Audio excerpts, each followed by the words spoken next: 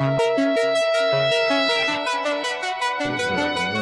leadership peut s'exprimer pour pouvoir obtenir des financements visant à faciliter la matérialisation des projets de transformation numérique. Presque toutes les institutions membres du BLESAC sont dans cette dynamique de digitalisation de nos services pour que ça soit plus accessible et que les traitements des informations soient plus rapides. Donc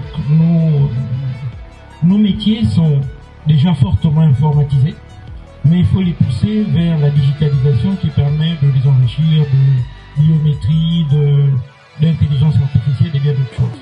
Mais il s'agit également d'y intégrer les processus support. Nous avons une vision au niveau de l'institution d'une pérennité un peu à long terme, d'ici 20 ans, 25 ans. Donc l'approche digitalisation, l'approche modernisation s'accompagne au niveau de cette vision, de cette période. Depuis hier, les différents DSI qui sont intervenus ont relevé certains défis. On peut les rappeler, c'est le changement. Le changement est très important. L'accompagnement au changement. Vous savez, une chose, c'est d'avoir une vision, une autre de la décliner, mais il ne suffit pas de faire ça. Il faut suivre le projet. Chaque projet, il faut le suivre.